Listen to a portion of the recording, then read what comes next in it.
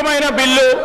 ఈ బిల్లుకు సంబంధించి అనేక మంది రాష్ట్రానికి సంబంధించిన ప్రతి ఇంట వేచి చూస్తూ ఉన్నారు. దాన్ని దృష్టిలో పెట్టుకొని సహకరించవలసిందిగా కోరుతా ఉన్నా. రెస్పెక్టెడ్ అక్బరుద్దీన్ ఓవైసీ గారు. बिल्कुल नहीं बोल सक रहे. కన్క్లూడ్ చేయండి. మహేశ్వర్ రెడ్డి గారు కన్క్లూడ్ చేయండి. కన్క్లూడ్ చేయండి. కన్క్లూడ్ చేయండి. एक मिनट.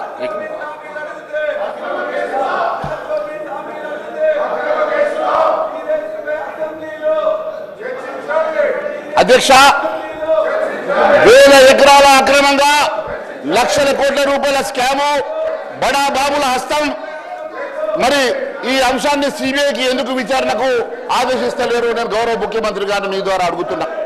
ఎందుకంటే ధరణి వచ్చాక పార్ట్ బిలో పెట్టిన భూముల్లో వేలాది ఎకరాలు ప్రైవేట్ వ్యక్తుల చేతులకు వెళ్ళాయని అంశంలో మరి ఎన్నోసార్లు గౌరవ ముఖ్యమంత్రి గారు పిసి అధ్యక్షుడిగా మాట్లాడిన సంగతి గుర్తు చేస్తా ఉన్నాను. 2 లక్షల కోట్ల రూపాయల స్కామ్ జరిగిందంటే మన భట్టి విక్రమార్క గారు మాట్లాడుతూ 2.5 లక్షల కోట్ల రూపాయల స్కాము, ఇది భారతదేశంలోనే అతిపెద్ద స్కామ్ గా అభివర్ణించారు. అలాంటి 2,50,000 కోట్ల రూపాయల స్కామ్ సంగతి మీరు ఈ రోజు వరకు కూడా ఎందుకు విచారణకు జరిపిస్తలేరు? ఎందుకు దీని మీద సిబిఐ ఎంక్వైరీ ఇస్తలేరు? మరి ప్రజలకు అనుమానాలు వస్తున్నాయి అధ్యక్ష. ఎందుకంటే ఈ రోజు వరకు ఇంత పెద్ద స్కామ్ లో మరి సంవత్సరం దాటినా దాని మీద సిబిఐ ఎంక్వైరీ కానీ మరి సిట్టింగ్ జడ్జితో ఎంక్వైరీ కానీ ఏకపోవడం వల్ల పలు అనుమానాలు వస్తున్నాయి అధ్యక్ష.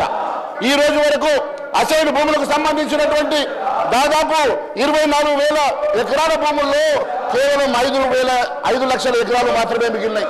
24 లక్షల ఎకరాల భూములు, దాంట్లో 5 లక్షల ఎకరాలు మాత్రమే మిగిలినాయి. ఫారెస్ట్ భూముల్లో 40% 6 లక్షల భూములు తగ్గినాయని చెప్పి మరి లెక్కలు చెప్తా ఉన్నాయి అధ్యక్ష. వక్ఫ్ కానీ దేవాదాయ భూములు కానీ ఇతర భూములు కూడా దాదాపు 60% భూములు అన్యాక్రాంతమైనని చెప్పి లెక్కలు చెప్తా ఉన్నాయి అధ్యక్ష. మరి ఇన్ని లక్షల ఎకరాల భూములు అన్యాక్రాంతం అవుతా ఉంటే 2.5 లక్షల కోట్ల రూపాయలు బడా స్కామ్ ఈ రాష్ట్రంలో జరిగిందంటే, ఇంత స్కాములో ఇప్పటి వరకు మీరు ఎలాంటి చర్య తీసుకోకపోవడం, దాని మీద ఎంక్వైరీ వేయకపోవడం వెనుక పలు అనుమానాలు మరి కనిపిస్తా ఉన్నాయి అధ్యక్ష.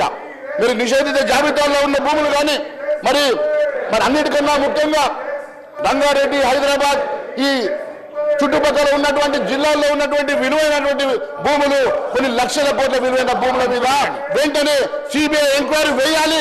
లేని పక్షంలో ఈ ప్రభుత్వం మీద పలు అనుమానాలు వస్తా ఉన్నాయి. మేము ఒకటే డిమాండ్ చేస్తా ఉన్నాం, ఖచ్చితంగా సిబిఐ ఎంక్వైరీ దీని మీద వేయాలి. శంకర్ భాయ్, సిబిఐ ఎంక్వైరీ ఖచ్చితంగా కోరుతా ఉన్నాం.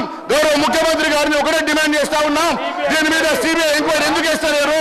లక్షల కోట్ల రూపాయల కుంభకోణం ఉందని చెప్పి మరీ చెప్పినటువంటి